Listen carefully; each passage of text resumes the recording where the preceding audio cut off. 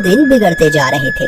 घर में जो भी राशन था वो भी खत्म होता जा रहा था। ऐसे ही एक दिन मोची ने अपनी पत्नी से कहा, अब मुझे और यहाँ नहीं रहना। यहाँ ना तो कोई कमाई हो पा रही है और ना ही कोई काम मिलता है। अरे पड़ोस का गांव बहुत बड़ा है, अब मैं वहाँ जाकर अपना मोचीगिरी का काम करूँगा। कुछ दिन घर से दूर रह लूँगा, कम से कम घर का खर्चा चलाने लायक कमाई तो हो जाएगी वहाँ। क्यों, वहाँ के लोगों के जूते चप्पल ज्यादा टूटे हैं क्या, जो आपको वहाँ जाकर ही मौजेगिरी करनी है? अरे अपनी जन्मभूमि में रहकर तो सिक्के कमाए नहीं जाते, पराए गाँव जाकर कमाएंगे ये पैसे। अगले दिन सुबह सुबह मोची चुपचाप अपने जूते चप्पल ठीक करने का सामान उठाकर दूसरे गांव की ओर निकल पड़ा। दोपहर होने तक वह पड़ोस के गांव माहुलबनी में पहुंच गया। हारा थका मोची जब माहुलबनी के बाजार में पहुंचा तो हैरान रह गया, क्योंकि वहां तो पहले से ही काफी मोची अपनी दुकान लगाए बैठे थे। अरे यहाँ तो पहले से ही इतने मोची अपनी दुकान लगाए बैठे हैं, ऐसे में मुझ अनजान मोची के पास ग्राहक कैसे आएगा? लगता है यहाँ से भी खाली हाथ ही जाना पड़ेगा मुझे। नहीं, खाली हाथ घर भी तो नहीं जा सकता। तभी मोची को ग्राहकों को अपने पास बुलाने की एक युक्ति सूझी। उसने अपनी दुकान लगाई और उस पर एक बोर्ड लगाकर बड़े बड़े शब्दों में लिख दिया, जूतों का अस्पताल। हमारे यहाँ जूतों का इलाज किया जाता है। नए जूते बनवा लो, नए जूते बनवा लो, या अपने पुराने जूते बिल्कुल नए जूतों की तरह बनवा लो। लोगों ने जब ये सब देखा तो उन्हें कुछ नया देखने को मिला। नए जूते बनवा लो, नए जूते बनवा लो, या अपने पुराने जूते बिल्कुल नए जूतों की तरह बनवा लो। जूतों का अस्पताल? अरे भाई मोची, जरा मेरे इन जूतों का इलाज तो करो। हाँ जी सेठ जी, अभी किए देता हूँ। मोची अपने छोटे से अस्पताल पर बैठकर सेठ के जूतों का इलाज करने लगा। ये लीजिए, अब आपका जूता बिल्कुल स्वस्थ है। अरे भाई वाह, कितना हुआ इसका इलाज का खर्च? बस साहब, सिर्फ एक तांबे का सिक्का। लो ये लो। ऐसे ही दूसरा ग्राहक मोची के अस्पताल में अपने जूतों का इलाज कराने आया। मोची ने जूतों का इलाज किया, पैसे लिए और बाकी ग्राहकों का इंतजार करने लगा। आज तो मैंने बहुत पैसे कमा लिए हैं, अगर मैं ऐसे ही काम करता रहा तो बहुत पैसे जमा कर लूंगा और एक घोड़ा खरीदूंगा। उसने बहुत मेहनत से काम किया और कुछ ही दिनों में 4 सोने के सिक्के जमा कर लिए। उनमें से उसने 2 सोने के सिक्कों के बदले एक व्यापारी से एक घोड़ा खरीदा और घर लौटने का फैसला किया। अगले दिन उसने अपना सारा सामान बांधा और घर के लिए निकल पड़ा। अपने रास्ते में उसे एक घने जंगल से गुजरना पड़ा, जहाँ उसने डाकुओं का एक झुंड देखा। हे भगवान, ये तो डकैत लगते हैं। ये डकैत मेरा सारा पैसा ले जाएंगे और मैं एक बार फिर से गरीब बन जाऊंगा। अब मैं क्या करूं? मोची बहुत चतुर था, उसने हिम्मत नहीं हारी और उसने एक योजना बनाई। उसने एक सोने का सिक्का घोड़े के गले में बांध दिया और आगे चला। चोरों ने उसे पकड़ लिया। अरे ओ, फटाफट अपना सारा पैसा निकालो, चलो जल्दी करो। देखो, मैं एक गरीब मोची हूँ, मेरे पास इस घोड़े के सिवाय और कुछ नहीं है, कृपया मुझे जाने दो डाकू भाई। जैसे ही उसने ये सुना, घोड़ा रहका और उसके गले से वो सोने का सिक्का नीचे जमीन पे गिर गया। अच्छा मक्कार झूठे, हमसे झूठ बोलने की तेरी हिम्मत कैसे हुई? अगर तेरे पास कुछ नहीं था तो ये सोने का सिक्का तेरे पास कहाँ से आया? रुकिए, अभी मैं आपको सब सच बताता हूँ। दरअसल ये घोड़ा सोना उत्पन्न करता है, इसी वजह से मुझे सारे पैसे मिलते हैं। ठीक है, ये घोड़ा तुझे हमें देना होगा, हम तभी तुझे यहाँ से जिंदा जाने देंगे। नहीं, बिल्कुल भी नहीं। अगर मैं इसे तुम्हें दे दूंगा तो मेरे पास कुछ भी नहीं बचेगा। चलो, हम तुम्हें इसके बदले 50 सोने के सिक्के देंगे। ठीक है, पर एक बात का ध्यान रखना कि बारी बारी से अपने साथ इस घोड़े को रखना, वरना आखिर में तुम सब पैसे के लिए लड़ते ही रह जाओगे। मोची ने घोड़ा बेच दिया और घर लौट आया। वो बहुत खुश था कि उसे सोने के सिक्के मिले थे।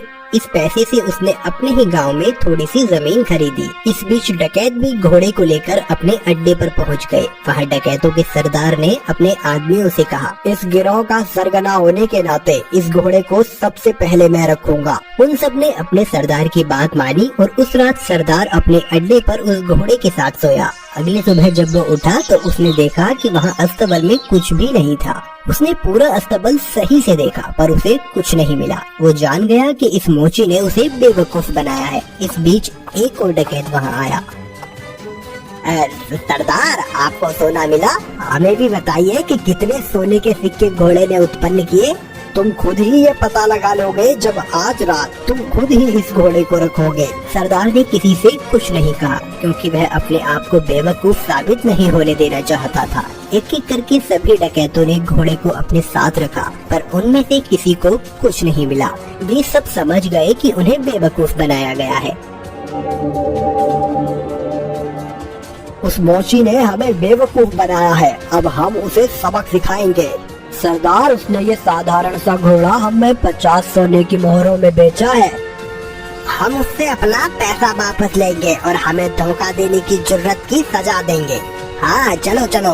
वे सब के सब मोची के घर की तरफ निकल पड़े। मोची अपने खेतों में काम कर रहा था। उसने सभी डकैतों को अपने घर की तरफ आते हुए देख लिया। मोची जल्दी से अपने घर में गया और अपनी पत्नी से बोला, अरे भाग्यवान, मेरी बात ध्यान से सुनो।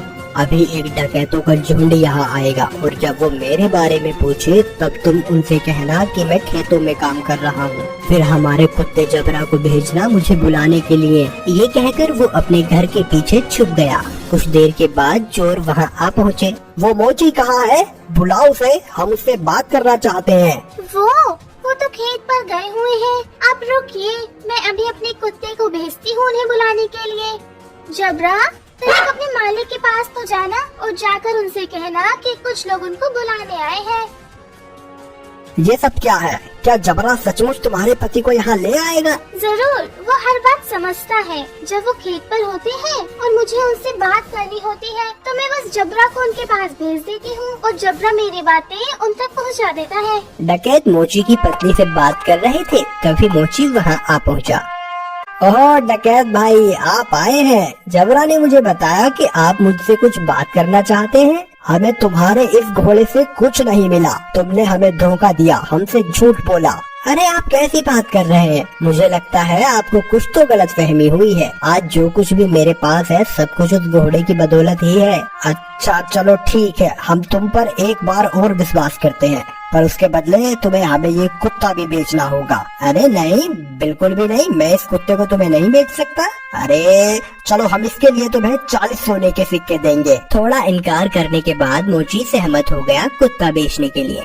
चोरों ने जबरा को लिया और चले गए। जब सभी डकैत अपने अड्डे पर पहुँचे तो सरदार ने ऐलान किया कि वो पहला होगा जो कुत्ते को अपने पास रखेगा। बाकी डकैतों ने उसकी आज्ञा मानी और चले गए। सरदार ने अपने बेटे श्याम को बुलाया। सुनो श्याम, मैं अब काम पर जा रहा हूँ। अगर मेरी जरूरत पड़े तो इस कुत्ते को मुझे बुलाने के लिए भेज देना। जैसा आप कहो पिताजी। कुछ देर बाद एक डकैत को अपने सरदार से एक काम आन पड़ा। उसने श्याम के पास आकर सरदार को बुलाने के लिए कहा, आप रुकिए, मैं तुरंत उन्हें बुलावा भेजता हूँ। जबरा, जा और जाकर पिताजी से कहना कि कोई वहाँ आया है उनसे मिलने। जबरा सरदार के अड्डे से भागा और बजाय सरदार के पास जाने के वो सीधा मोची के पास गया। जब सरदार घर वापस आया तब उसने देखा कि जबरा वहाँ नहीं था। वो जान गया कि जबरा जरूर अपने मालिक के पास गया होगा, तो वह अकेला फिर से मोची के घर गया। सुनो, क्या जबरा तुम्हारे पास आया हुआ है? हाँ, वो यहाँ आया है। मेरे ख्याल से उसे जरूर मेरी याद आ रही होगी। मेरी मानिए तो उसे थोड़ा सा समय दीजिए, अंत में वो आपको अपना मालिक स्वीकार करने ही लगेगा। सरदार जबरा को वापस ले गया और उसने अगले दिन उसे अपने साथी को दे दिया। जबरा सारे डकैतों के साथ एक एक करके रहा, पर वह हर दिन मोची के पास वापस लौट आता। सबने ये जान लिया कि एक बार फिर से मोची ने उनका बेवकूफ बनाया है। उन सबने विचार विमर्श किया, इस बार हम बेवकूफ नहीं बनेंगे। मैं उस मोची को अब सबक सिखाऊंगा। इस बार सारे डकैत मोची के घर पहुँचे। उन्होंने मोची की एक न सुनी और मोची को एक बोरे में डाला और उसे लेकर वहाँ से चल दिए उसे सबक सिखाने के लिए। मोची चुपचाप बोरे में पड़ा रहा। रास्ते में वे सब एक मंदिर के पास से गुजरे, तभी एक डकैत ने कहा, सरदार, गर्मी बहुत ज्यादा है, क्यों ना कुछ देर यहीं आराम किया जाए। सरदार भी उसकी बात मान लेता है और मोची को वहीं छोड़कर मंदिर में आराम करने के लिए चले जाता है। सुअरों का एक झुंड वहाँ से गुजर रहा था और जब मोची ने सुअरों के झुंड की आवाज सुनी तो मोची को एक उपाय सूझा और उसने तेज आवाज में चिल्लाना शुरू किया, मैं ऐसा नहीं करूँगा, मैं ऐसा नहीं करूँगा, मुझे छोड़ दो, मुझे जाने दो। सुअरों के मालिक ने उसकी आवाज सुनी और वो उसकी ओर आया। अरे रुको रुको, क्या हुआ? तुम क्या नहीं करोगे? किसने किसने तुम्हें इस बोरे में डाला? वो मेरी शादी जबरदस्ती जमींदार की बेटी से करवाना चाहते हैं, पर मैं शादी नहीं करवाना चाहता। क्यों भाई, क्या तुम पागल हो? अगर मैं तुम्हारी जगह होता तो मैं यकीनन उसकी लड़की से शादी करता। अगर ऐसी बात है तो आओ, मैं तुम्हें बोरे में डाल देता हूँ और तुम जाकर उसकी लड़की से शादी कर लो। सचमुच? बेशक, लेकिन पहले मुझे बाहर तो निकालो। सुअरों के मालिक ने मोची को बोरे से बाहर निकाला और खुद बोरे के अंदर घुस गया। मोची ने उसे बांध दिया और उसके सुअरों को लेकर वहाँ से चला गया। शाम को डकैत मंदिर से बाहर आए, बोरे को लिया और चले गए।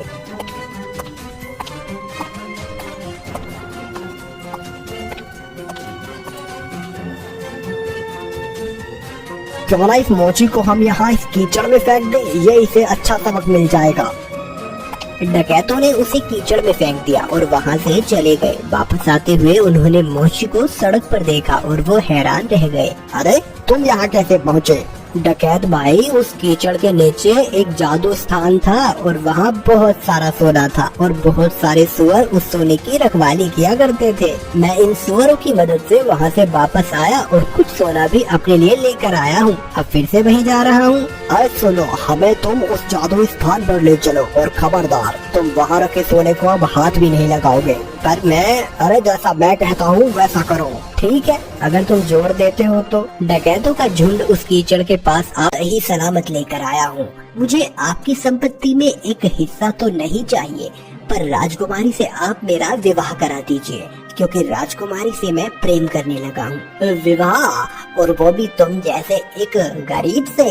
तुमने सोच भी कैसे लिया मैं अपनी राजकुमारी, जिसको मैंने फूलों की तरह पाला, उसका विवाह मैं तुमसे करवा दूंगा। पर महाराज, आपने मेरा विवाह राजकुमारी से कराने का वादा किया था। अभी आप अपनी ही बात से मुकर रहे हैं। राजा को यूँ भरत की बेइज्जती करते देख राजकुमारी बर्दाश्त नहीं कर पाती और अपने पिता से कहती है, पिताजी, भरत ने हमारी जान बचाई है। उस खतरनाक जादूगर के जंगल से हमें छुड़ा कर लाए हैं। हम भरत से बहुत प्रेम करने लगे हैं। हमें भरत से ही शादी करनी है। नहीं पुत्री, ये तुम्हारे योग्य नहीं है। हम तुम्हारे लिए एक से एक बढ़कर राजकुमारों की लाइन लगा देंगे। नहीं पिताजी, अगर आपने हमारा विवाह भरत से नहीं करवाया तो हम अपनी जान दे देंगे। राजकुमारी की जिद से राजा चिंता में आ गया। तभी उसके मन में बाबा की कही वो बात याद आ गई कि राजकुमारी का विवाह भरत से होगा। तभी राजा अपने मन में कहता है, अगर अभी मैंने राजकुमारी की बात नहीं मानी तो राजकुमारी कहीं जिद में कुछ गलत न कर बैठे। मुझे एक चाल चलनी होगी जिससे सांप भी मर जाएगा और लाठी भी नहीं टूटेगी। ठीक है, मैं तुम दोनों की शादी करवा दूंगा, पर उसके लिए मेरी एक शर्त है। भरत को वो सच्चे हीरो का हार राजकुमारी के लिए लाना होगा, जो दुनिया में सिर्फ एक ही बना है। ये तो वही हार है ना पिताजी, जिसे हम बचपन से पहनना चाहते थे। तो ये तो बहुत ही खर्चे से भरी शर्त है। नहीं, हम भरत को वो हार लेने नहीं भेज सकते। इससे भरत की जान खतरे में पड़ जाएगी। सोच लो राजकुमारी, अगर भरत को तुमसे शादी करनी है तो उसे वो हार लाकर साबित करना होगा कि वो तुम्हारे योग्य है भी कि नहीं। अगर वो ऐसा नहीं कर पाया तो तुम्हारी शादी किसी राजकुमार से करवा दूंगा। राजा की बात सुनकर राजकुमारी चुप हो जाती है और भरत राजा की शर्त मानने को तैयार हो जाता है। उस हार के बारे में भरत ने भी सुन रखा था। तभी भरत सुक्के बाबा के पास जाता है और उनसे कहता है, मुझे आपकी मदद चाहिए बाबा।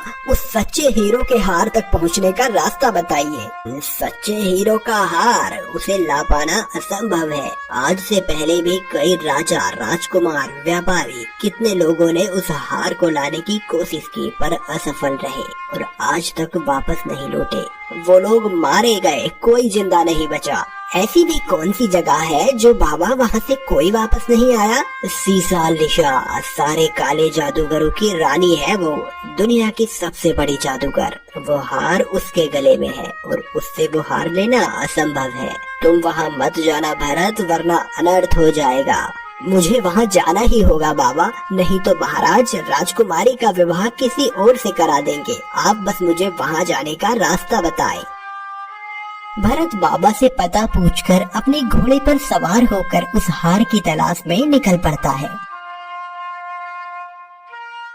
कई दिन हो गए भटकते भटकते, कहीं कोई रास्ता नहीं मिल रहा, जाऊं तो कहाँ जाऊं।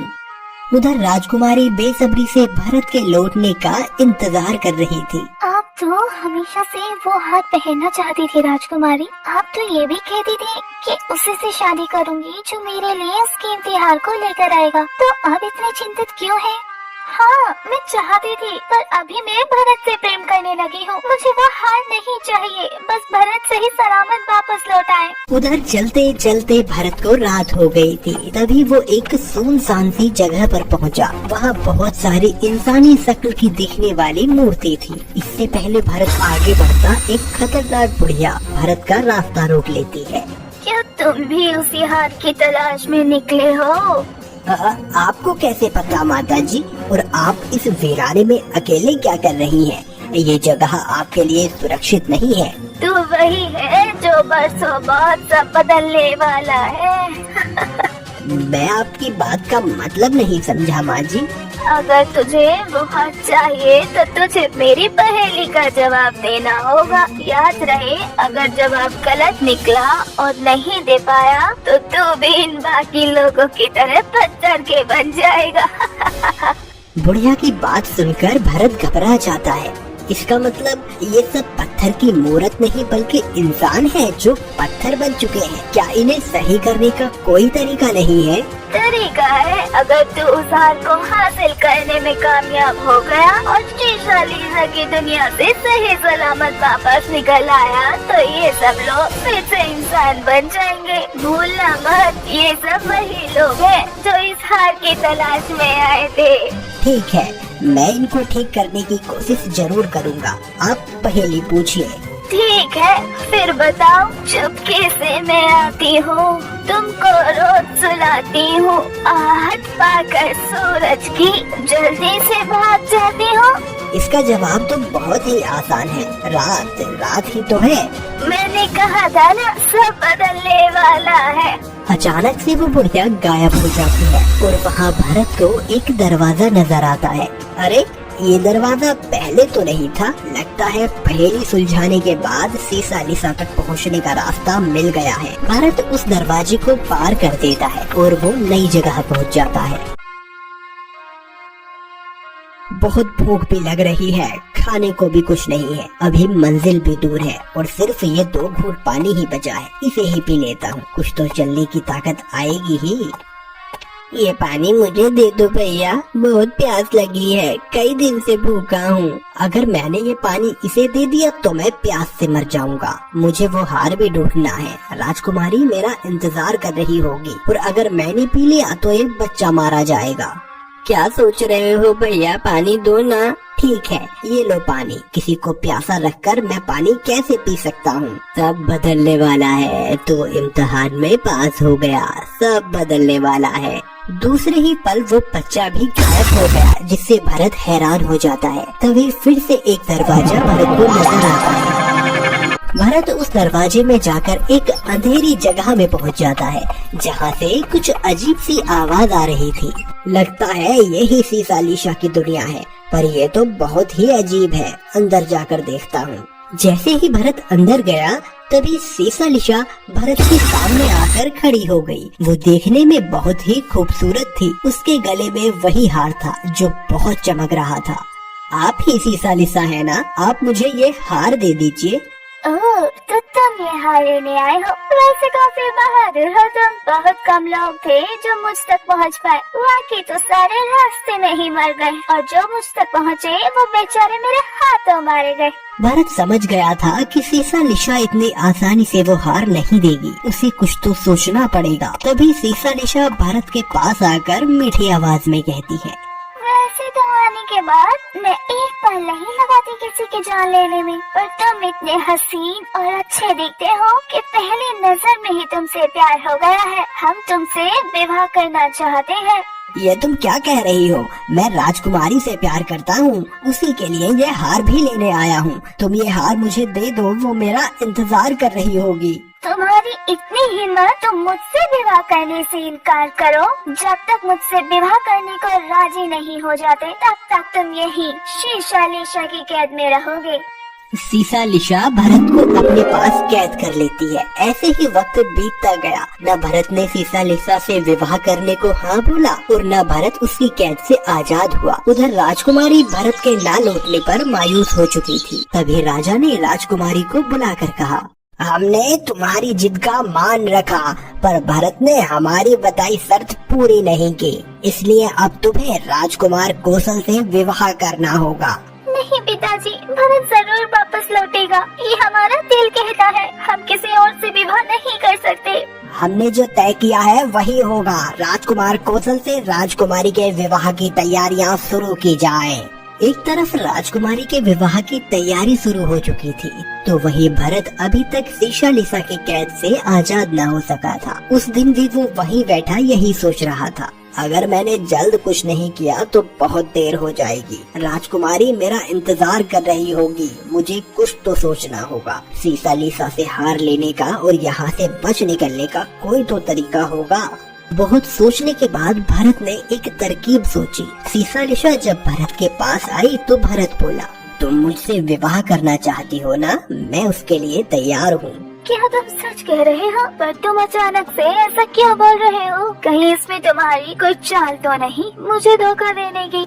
भरत अपने डर को छुपाते हुए कहता है, अरे नहीं नहीं, मैंने बहुत सोचा तब ये फैसला लिया। तुम इतनी हसीन हो, इतनी ताकतवर हो, तो मैं भी तुम्हारे साथ मिलकर दुनिया पे राज करूंगा। और वैसे भी तुम उस राजकुमारी से ज्यादा खूबसूरत हो और मुझसे इतना प्यार भी तो करती हो।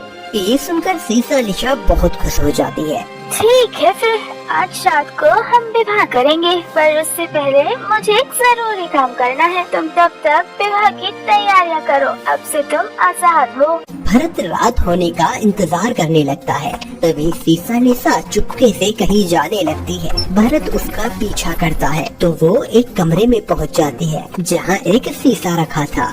वो उस शीशे को देखकर कहती है, कोई नहीं जानता कि मेरी जान इस शीशे में कैद है, पर एक दिन में एक बार मुझे जिंदा रहने के लिए इस शीशे में देखना जरूरी है, इसीलिए तो मेरा नाम सीसालिशा है।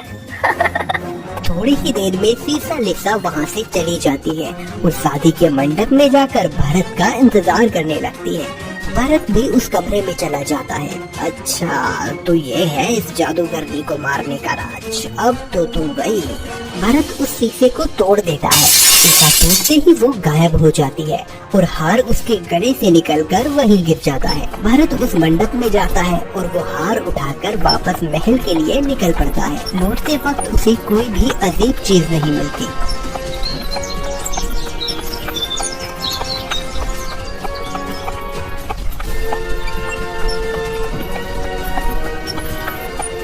वो सीधा राजमहल जैसे ही पहुंचा तो उसने देखा राजकुमारी और राजकुमार कौशल की शादी होने वाली थी। दोनों मंडप में बैठे थे। भरत को देख राजकुमारी खुश हो जाती है। तुम सही सलामत वापस लौटे हैं भरत? हाँ राजकुमारी, मैं वो हार लेकर आ गया हूँ। मैंने महाराज की शर्त पूरी की, अब तुम्हें किसी और से विवाह करने की जरूरत नहीं है। भरत को देखकर राजा, रानी और वहाँ मौजूद सभी लोग हैरान रह जाते हैं। राजा का सर झुक जाता है। अब वो अपने वादे से मुकर नहीं सकता था। वो अपने मन में कहता है, ये कैसे हो सकता है? भरत ने वो कर दिखाया जो कोई नहीं कर सकता। मुझे राजकुमारी की शादी इस लड़के से करवानी ही होगी, पर अब मुझे वो करना होगा जो मैंने अभी तक नहीं किया, क्योंकि ये तो अभी अपने सगे माँ बाप के बारे में भी नहीं जानता कि ये एक गडरिये का बेटा है। तभी राजा वहाँ मौजूद सभी लोगों से कहता है, जैसा मैंने वादा किया था मैं जरूर निभाऊंगा। भरत ने वो कर दिखाया जो आज तक किसी ने नहीं किया। ये सच में मेरी बेटी का पति बनने योग्य है। ये सुनकर राजकुमारी और भरत दोनों ही खुश हो जाते हैं। दोनों की शादी हो जाती है। तभी भरत वो हार राजकुमारी के गले में पहना देता है। हार राजकुमारी के गले में डालते ही राजकुमारी के साथ वो हुआ जो आप सोच भी नहीं सकते। ऐसा भी क्या हुआ, हार पहनते ही राजकुमारी के साथ, जिसे देख सबके पांव तले जमीन खिसक गई। क्या जानना नहीं चाहेंगे इस हार की पूरी कहानी? कैसे बदलेगा भरत इस राज्य का भविष्य? क्या करने वाला है राजा आगे भारत के साथ? और क्या होगा जब भारत को अपने असली माँ बाप का पता चलेगा? अगर जानना चाहते हैं आगे की कहानी तो इस कहानी का अगला भाग जरूर देखें। हमारे